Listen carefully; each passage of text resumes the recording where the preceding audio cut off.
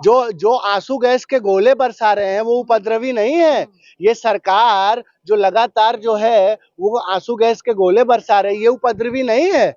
जब सरकार उपद्रवी हो जाए तो फिर जनता क्या करेगी? कहाँ संविधान रह गया है? संविधान का गला घोट दिया गया है। इसीलिए इस देश का जो है किसान वो सड़कों पर है और आंदोलन और तीव्र होगा अगर हमारी मांगे नहीं मानी जाए। तरफ ये चौधरी चरण सिंह को और MS स्वामीनाथन को भारत रत्न देते हैं और दूसरी तरफ स्वामीनाथन कमेटी की सिफारिशों को जो है वो कृषि मंत्रालय की वेबसाइट से गायब कर देते हैं। हिंदू ब्रांड फायर ब्रांड नेता योगी आदित्यनाथ का सिस्टम लीक है। आज तो पूरे उत्तर प्रदेश में युवा कह रहा है कि भाई नौकरी चाहिए, नौकरी मांग रहा है। आज प्रयागराज लखनऊ में जो है घेरा है पूरे उत्तर प्रदेश को युवा ने और कह रहा है कि कैसे पेपर लीक हुआ, क्यों पेपर लीक हो रहा है। तो ये कहा जा रहा है कि असली किसान जो है वो खेतों में है, ये राजनीति कर रहा है सड़कों पर। किसान ट्रैक्टर भी चलाएगा, खेती भी करेगा और इस तानाशाह सरकार से भी लड़ेगा।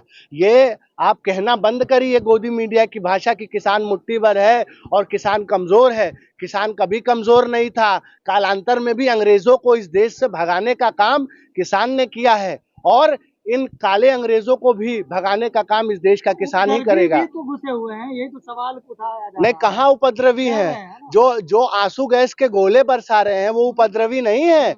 ये सरकार जो लगातार जो है वो आंसू गैस के गोले बरसा रही है, ये उपद्रवी नहीं है।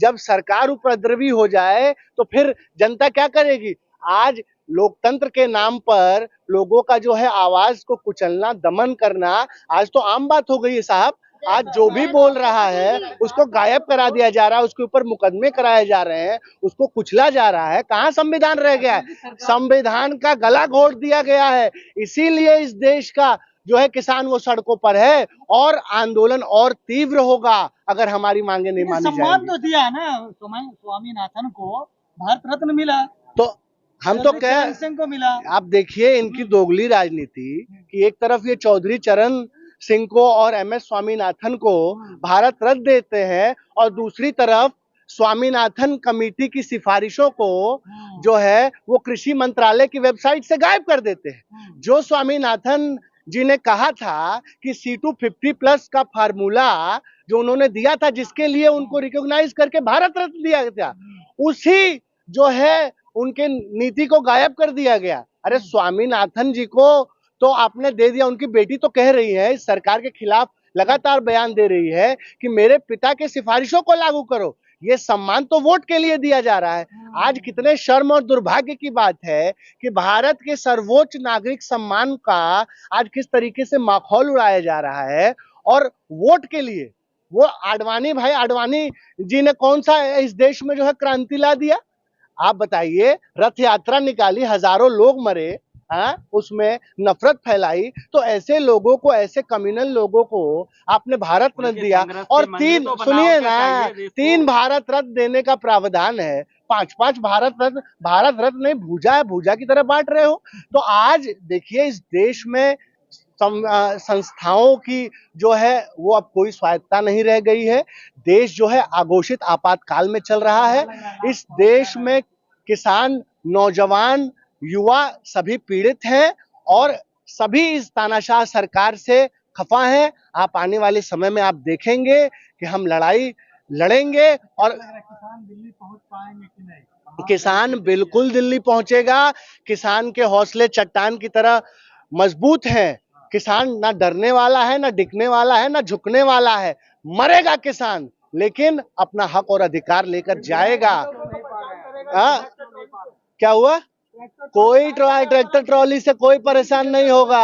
अन्न खाते हो ना भाई, गोबर तो नहीं खाते हो ना, तो किसान के लिए परेशान नहीं हो सकते हो। नहीं, अगर गोबर जो खाता होगा ना वही किसान से परेशान होगा। जो अन्न खाता होगा वो किसान को अन्नदाता मानता है और जो अन्नदाता का नहीं वो भारत माता का नहीं। मैं तो मोदी जी भी खाते हैं, तो किसानों की क्यों नहीं सुन रहे हैं? अन्न, यही तो बात है कि मोदी जी जिस थाली में खा रहे हैं उसी में छेद कर रहे हैं। इसी किसान ने मोदी जी को सत्ता के सर्वोच्च शिखर पर बैठाया। लेकिन हम दुख के साथ कह रहे हैं कि अगर मोदी जी नहीं मानेंगे तो इन्हीं मोदी जी को सत्ता के शिखर से उखाड़ के फेंकने का भी काम जो है इस देश का किसान करेगा।